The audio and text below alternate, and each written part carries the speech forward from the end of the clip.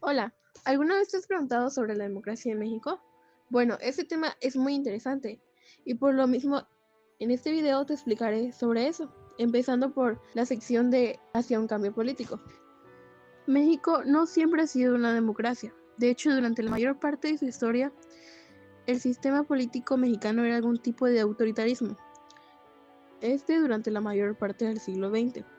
Específicamente en los años 1977, 1990 y 1996, que fueron las reformas electorales. México fue una dictadura de partido. El grupo que triunfó tras la revolución estableció un férreo control sobre el ejercicio del poder desde las instituciones dominadas por el partido hegemónico, que controlaba el acceso al poder y si bien permitía que los partidos de la oposición participaran en las elecciones, se aseguraba que estos no tuvieran posibilidades reales de derrocar al grupo dominante. ¿Qué es el partido hegemónico? Bueno, un partido hegemónico se refiere a la supremacía o dominio, ya en este caso en la política o economía, o en dado caso en influencia cultural. Ahora, ¿qué es el partido? Ahora, el grupo dominante es aquel que ejerce sobre el poder y control, pero este establece normas y valores que relativamente son naturales o normales. El partido hegemónico fue fundado como Partido Nacional Revolucionario en 1929. Posteriormente cambió su nombre a Partido de la Revolución Mexicana, PRM, en 1938 y se convirtió en el Partido Revolucionario Institucional en 1946. El PRI dominó el sistema político mexicano por más de 70 años. A este tipo de régimen político, el escritor peruano Mario Vargas Llosa le dominó como dictadura perfecta, que controlaba a los municipios, a las gobernaturas, al Congreso Federal y a la Presidencia de la República, hasta los finales del siglo XX. El partido hegemónico ejercía el control político a través de diferentes mecanismos, entre los cuales descartaban un esquema de clientelismo, distribución de beneficios como tierras, permisos, monopolios, viviendas y sobre todo cargos públicos o a cambio de apoyo político. Y el uso del fraude electoral, alteración de los resultados de los comicios. Uno de los rasgos distintivos del sistema era la concentración del poder en la figura del presidente, quien gozaba de las facultades constitucionales y metaconstitucionales, es decir, aquellas no previstas por la Constitución, pero que derivaban del control sobre el partido hegemónico, que lo convertían en la figura central del sistema político. Por supuesto, no toda la sociedad mexicana estaba de acuerdo con vivir en una dictadura, lo que originó distintos movimientos y muestras en rechazos al sistema.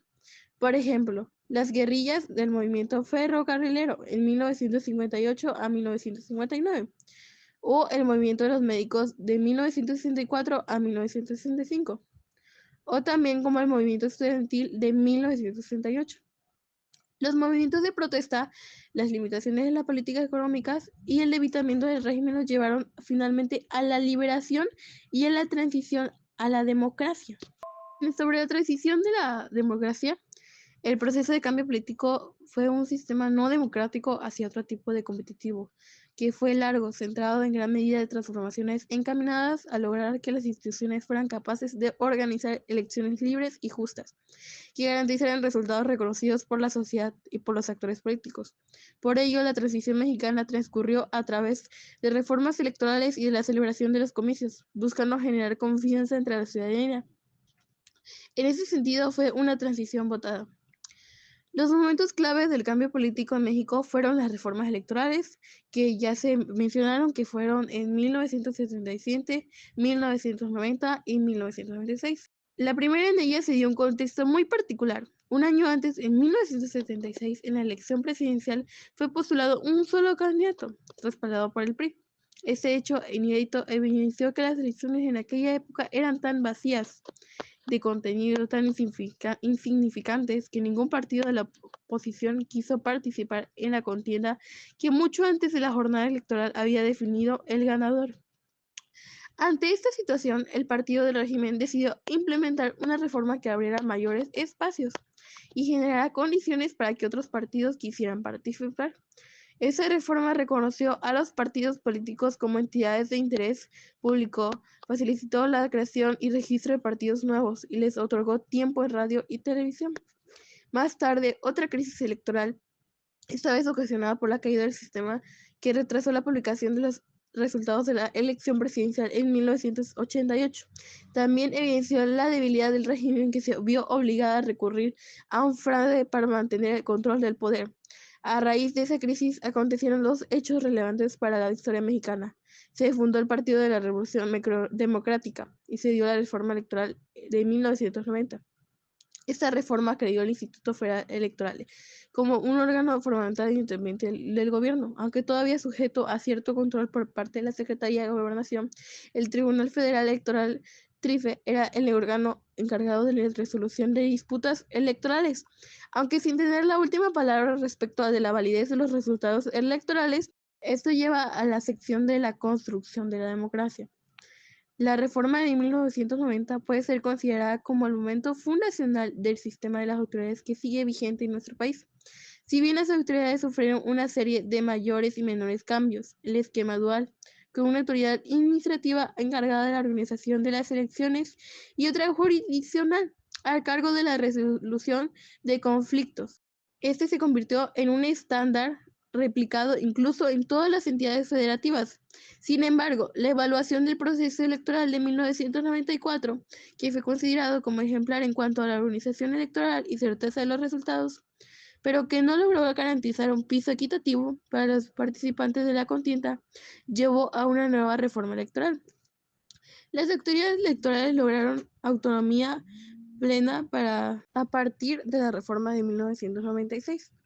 Este iba a ser el último cambio en el sistema electoral mexicano, una reforma definitiva que ya no requería más ajustes. En efecto, el diseño establecido en aquella reforma fortalecía las autoridades electorales, eliminaba por completo la incidencia de otros poderes, ejecutivo y legislativo, en la organización de los comicios y la calificación de sus resultados.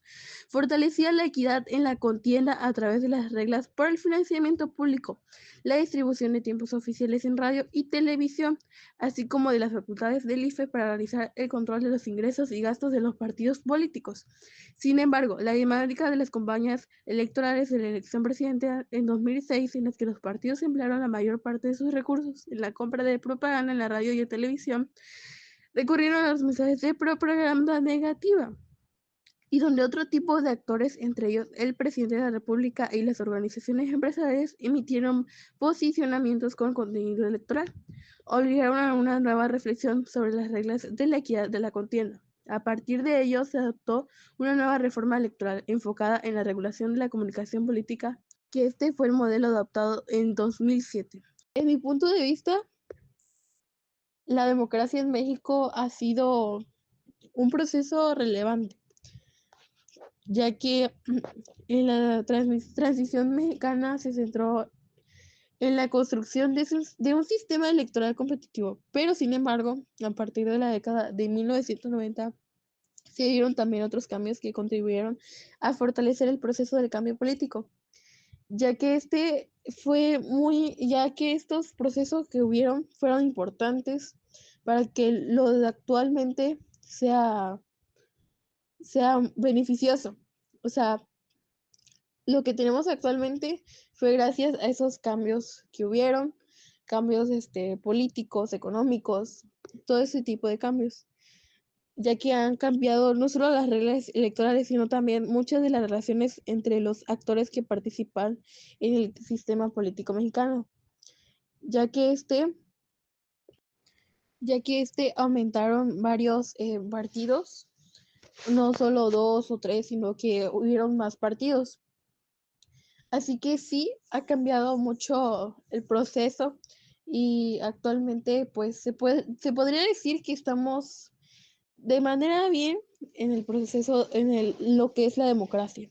Así que pues muchas gracias por ver el video y dime tú, ¿qué piensas sobre la democracia en México?